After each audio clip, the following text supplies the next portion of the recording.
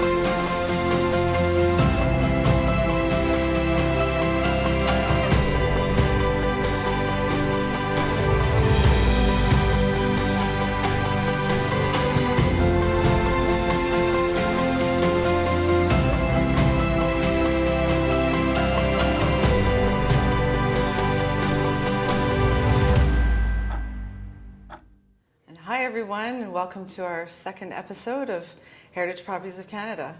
And my name is Lori-Ann Sanch, and I'm here with my co-host, Dave Singer. And we're also having a special guest today, Dr. Jordan Chase, calling in from London, Ontario, and he's a graduate of Western University. And welcome, Jordan.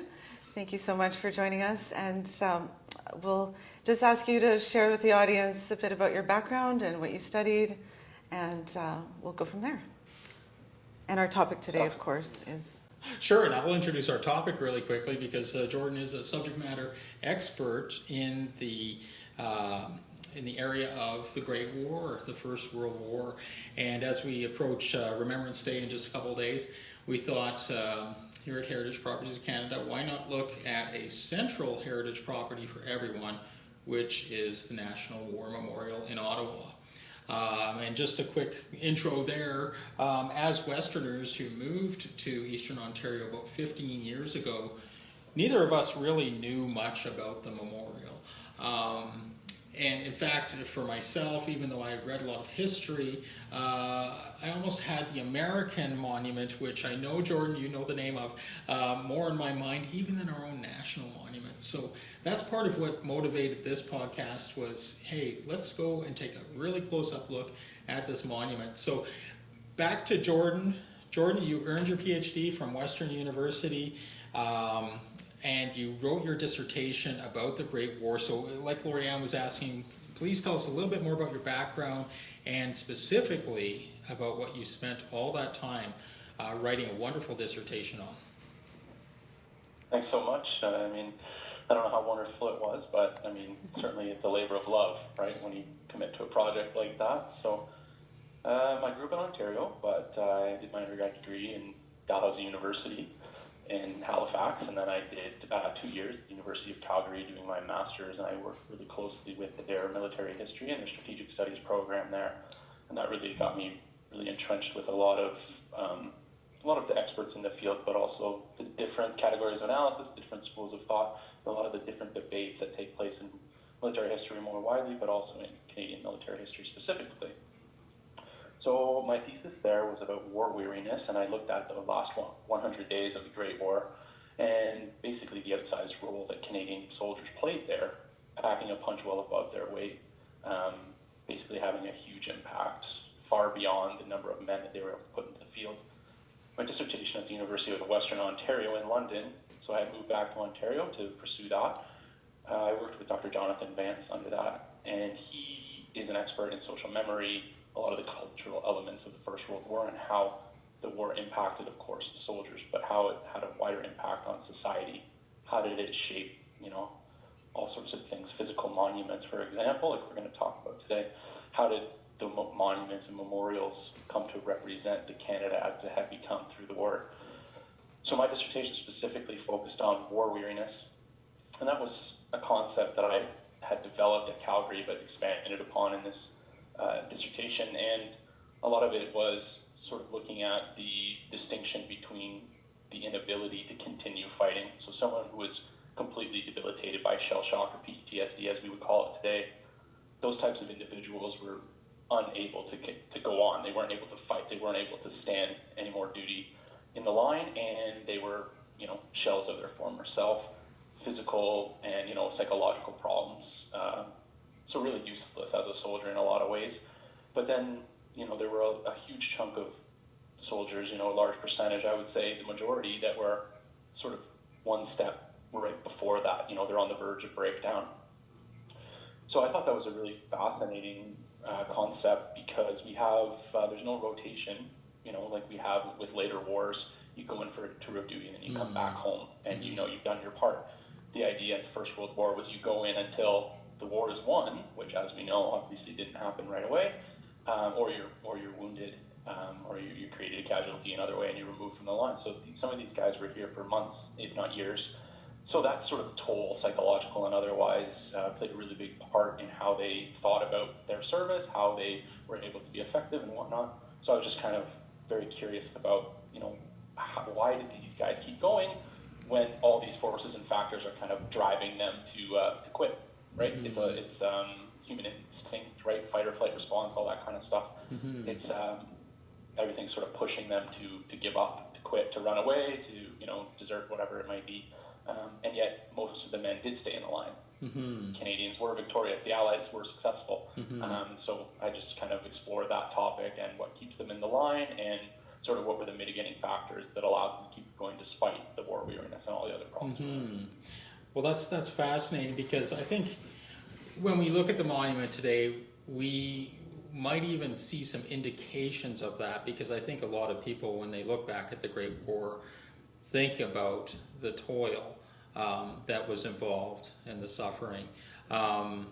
Okay, well, that's excellent, and we're so glad to have you on the show today, because your expertise is very valuable for this. So why don't we get into the monument itself? And we have a number of photos we're going to look at, some video. I'll quickly run through the history of the monument really quickly and its construction. And Jordan, just jump in there from your own knowledge if I'm off on something, because I'm going to go off the cuff a little bit here. So let's go to the end of the Great War. So we're in 1918. The country's really recovering from this great ordeal it just went through. And there is talk about a National War Memorial. What are we going to do for that? Mackenzie King was definitely spearheading the effort. Apparently there was some opposition as far as how much this was going to cost. But he did, his efforts did rule the day. And also seemed to dovetail nicely with his efforts to beautify the national capital. Some of this effort involved clearing space for Confederation Square, where there was a post office taking up that spot before. So I'm not sure if it was demoed or something, but it met its final day. And Confederation Square was the almost a triangular block between, if I get the streets right, here we have Elgin, Wellington, and the other one that leads to Chateau Laurier, which I can't remember at the moment. So a very prominent spot in the city was selected for the monument. As far as the monument itself, there was a competition put out, an open competition, to anyone who was not just in Canada, it was Canada, Britain, anybody who fought with the Allies, and any nation belonging to the British Commonwealth. So that included Americans.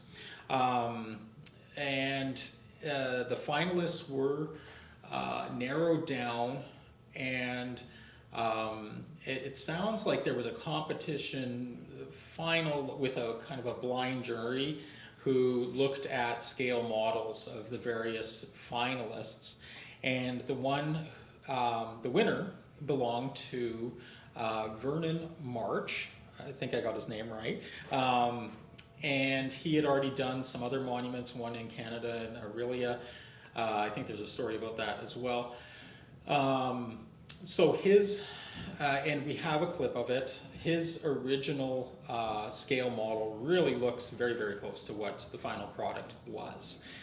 The story of actually getting the monument made is pretty interesting in itself. Vernon March passed away in 1930, but as luck would, or fate would have it, he belonged to a family of artists who were also very skilled sculptors. I think there was 5 or 6 siblings who took up the work in London and completed it. We're talking about carving out plaster, and then the final figures were in bronze. Yes, they completed it. It was on display in Hyde Park for a while. The English got a sneak preview while the final archway was being made in Ottawa. When the monument was unveiled, it was 1939, so we'll talk about that in a second. But, you know, the war to end all wars, the Great War, never again. Our monument was unveiled only months before the breakout of the Second World War. When it was unveiled, just quickly as well, it was a big gathering, over 100,000 people, and King George, luckily we have an antique that's going to be for sale here in our store really quickly, so it's going to help me. It's King George VI, correct, Jordan? Right. Yeah, for sure. Just double checking. And Queen Elizabeth, who were visiting at that time. We're going to put this for sale with our antiques collection in our store. And this is an actual plate from 1939 commemorating their visit. What's interesting is that this was the first time a sitting king or queen had visited Canada since Confederation. I think we had other princes and princesses, but this was the first time a king or queen actually visited Canada. So it was very significant in a number of ways. And that's when we first, as Canadians, got a glimpse of our monument. So Jordan, did you have anything to add to that discussion, or Lorianne? I think it's pretty interesting. What I've read, at least, about the King's unveiling of the monument is, like you said, it's sort of a story in and of itself. Like, we came through all this discussion and dispute to get to, we finally have it, and it's unveiling, and it's, as you said, just only mere months before the outbreak of the Second World War.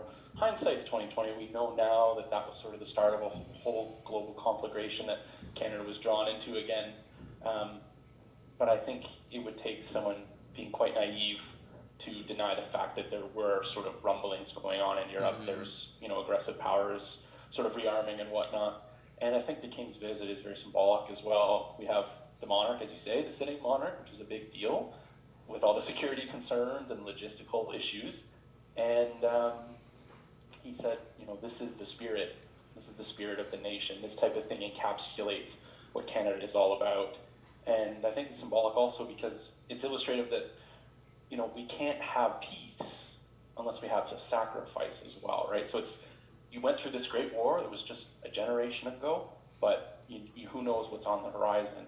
And of course, we know what happened now, but, this was, it still was the Canadian independence, all that had been happening for a long time, but, people still associated as, part of the empire, part of the Commonwealth. So rallying that sort of that British spirit, what I think was important in that interwar period. And yeah, it's just so interesting to see how things played out after that, of course. So. Oh, that's excellent. Thank you for that context. And from what I read too, and maybe you know this as well, and I hope I have it accurate, but it looks like on this very visit, the king and queen broke with tradition a little bit and went out and talked to people in the crowd, and that maybe this brought on the kind of the same tradition that we've seen ever since of the royalty talking to folks out in the crowd. Do you know much about that? Was that actually true at the time, or? Yeah, I don't know about that sort of story itself, but I think it's indicative also of, we need to make a better effort in order to not seem so stuffy. We're not so distant. The Canadians really pulled their weight, so maybe we can try and, speak with them more on equal terms and things like that. I think it's also an acknowledgement that Canadian society had evolved, had moved on. Yes, people still identified as British. We still had the red ensign as our flag and all that kind of stuff, but French-Canadian sentiment was as strong as ever. We had a lot more immigrants, the Aboriginal population is gaining strength, things like that, and sort of the distinction and the affinity with Americans was also a factor. So I think it's also an appreciation that, okay, we need to kind of treat Canadians like they're a unique kind of group of people. They're not just, little British people. They've got their own history, they've got their own traditions. Let's try and sort of meet them on their own terms. That's sort of what it seemed like to me anyway, with that kind of interaction with the crowd in that way. Fascinating. And of course, this would be the king and queen who had an option in the Second World War of safe, residence in Canada if they wanted, but they chose to stay in Britain, which is interesting as well. They stayed with the British people and went through the Battle of Britain and all that sort of stuff. Okay, well, let's talk about the monument then. I think that's enough prefacing as well. Okay, and let's take a look now. I'm going to switch on. We'll start with an overview and then kind of get into the details of the monument. As you can see, we have an archway that the figures are going through, all 22 of them. It is topped by two angels holding the laurel leaves and a victory torch, symbolizing peace and victory. We'll look at a close-up in a little bit here. And how close those two values, I suppose, are to each other. As far as the size goes, those angels are 17 and a half feet high, so we're talking very large figures. The figures in the main body of sculptures are basically another third times the size of a person. So, of course, with statues, you have a larger representation, but that gives you an idea of how large this monument is.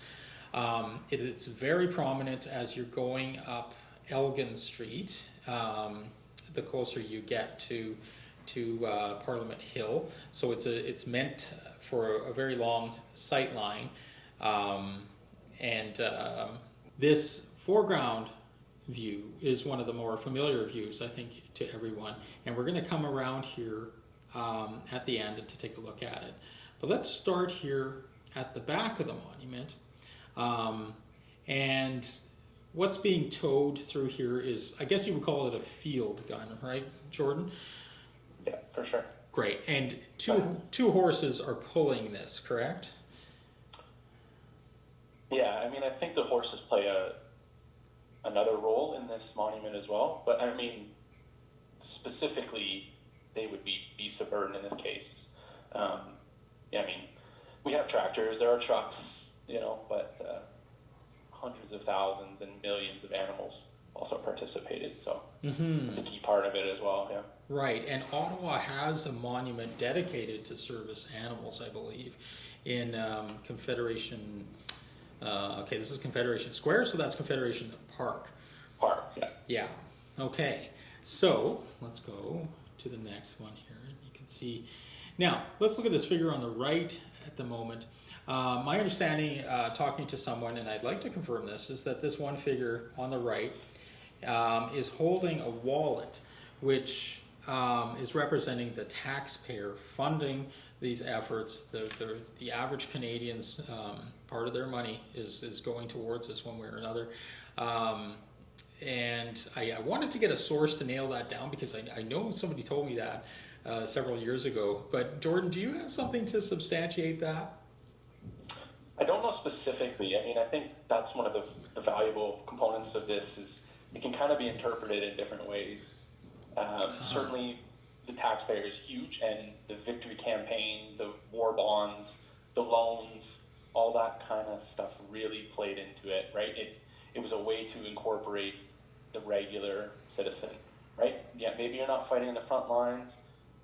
You might not be on the farm, but as long as you're paying your taxes, as long as you're contributing, you're donating what you can, then you're part of the war effort, and that sort of ties in with the whole total war thing. And I mean, this is when income taxes first came in, supposedly a temporary measure, but that ended up being permanent, of course. But the amount of money required obviously is substantial, and this is individuals, but also businesses, schools, churches. Everyone's doing fundraising drives and things like that. So it's sort of a key component there, right? I mean, it's easy to glorify and to celebrate the soldiers, but this really was a total war with pretty much everyone contributing. So, and that was part of the purpose of the monument, was to really show the involvement of the Canadian population. Before that figure, we have somebody who looks like an aviator. I think there's 2 aviators. Every branch of the military is represented in this monument, and maybe we'll hit on all of them today. But that was definitely one of the important things to represent. You'll see a stretcher bearer as well, that long object. There's also a forester represented, so you'll see somebody with a pick, and possibly, I'm not sure what that sharp object is above the field gun there. Any idea there, Jordan? Do you see that? Yeah, so it could be just entrenching equipment. I mean, you have to remember these are soldiers, of course, but every day you're digging trenches, you're digging pits, you're moving land, you're repairing the line, you're putting in barbed wire. So this is a tough physical job as well. Your comment about the forestry troops is really appropriate as well. Hundreds of thousands of people contributed to that. So much lumber was needed to build the railroads, to build all the sorts of structures that were required. And this also allowed for other groups to get incorporated. I mean, I'm sure you're familiar with the No. 2 Construction Battalion, and this allowed Black Canadians to contribute in a way that, maybe they're not going to be fighting on the front line necessarily, but it was sort of trying to bring everybody into it. So it's so many different people and so many different jobs and so many different ways to contribute. And there were casualties among the lumber troops as well. So let's move to the other side of the back. And here we see a woman with almost like a cape on. We believe she represents definitely the great presence of women in the nursing function for this war. And here, of course, are the figures moving through the archway.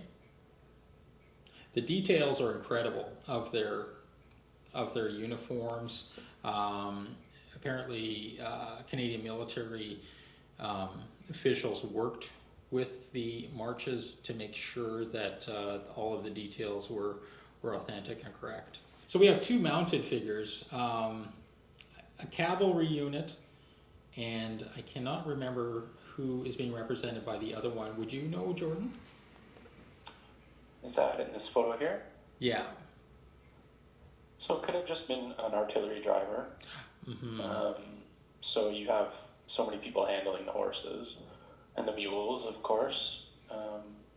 So I mean, when you're moving the guns, you have a lot of individuals who are taking part in that. It could be an officer. It could be a non-commissioned officer, because a lot of times they would be able to go on horseback. But he's wearing a cloak, so it's hard to get any identifiable insignia or anything. An aviator next to him. One of the foreground figures carrying a large gun. And I think that is the other mounted figure up above there. Now, with the hat tilted somewhat to the side, is that a Navy person, I'm guessing? Could be, yeah. So there were a lot of like naval units, people who served with the British, the Royal Navy, but then we also had sort of the Royal Canadian Navy as well, sort of coming into play there. And then there's the Merchant Marine as well. You had some units that in the first part of the war just would have the beret or the sort of the folded hat like that before the helmets were issued widespread. And that's, I think, speaks a lot to sort of the colonial mentality and the old way of looking at warfare before, literally millions of casualties started building up, and they realized we're going to need a helmet to protect against all the shrapnel and the shell fragments that ultimately were the greatest killer in the war. Mm-hmm. I mean, I think most people tend to think of the machine gun just mowing people down, but the large majority of people were killed by artillery and related. Getting to the foreground figures here, generally, I think we're talking about more of the regular troops. You'll be able to see each of them is carrying, especially the figure right in the middle, you can see, and subsequent shots, bags around their necks carrying respirators, correct? Yeah, exactly. Small box respirator, they call it a gas mask. They went through all sorts of different iterations, but once we reached basically the middle of 1917, everyone had to have one on their person at all times, essentially. Yeah, and one of the more, awful things on top of all the awful things of the First World War. Okay, now we're moving over to the left-hand side. Again, we can see the horse prominent there too, and the troops again carrying various instruments. I think one of the things that is very fascinating about the monument is that there's so many, of course, angles to look at it from. If you're right in front of it, it seems very imposing. The soldiers are so large and imposing above you, but from different angles you see so many other things happening here. There's so many expressions, and there's a quote from a Canadian Book of Poetry about this, and somebody really nailed it, said a variety of emotions that are portrayed here. Jordan, did you have any more comments on the monument or monuments in general right now? Well, I mean, you mentioned how things were different after the Second World War. I think that's very true in that I think there was a push that they wanted to make it more utilitarian. Let's make something useful that people can enjoy. I think the distinction there, for me at least, seems the First World War a very somber aesthetic. It's a very serious type of feeling. With the Second World War ones, a memorial arena, library, those are for the living, right? So let's move forward, and this is something that we can use that all swaths of society can make use of. So I think that's a distinction that's important. Jordan, we want to thank you so much for joining us and bringing your expertise on the subject. And we look forward to another one of your articles on our website as well, we hope. And Dr. Chase has written one of our most well-read articles, which is Bon Echo Provincial Park. So we do hope the viewers are able to read that. And we'll be back next month for another edition of Heritage Properties of Canada. Thank you for joining us. Consider buying one of our prints of the memorial. They come in many sizes and price ranges and make great gifts. Visit our store at hpoc.ca.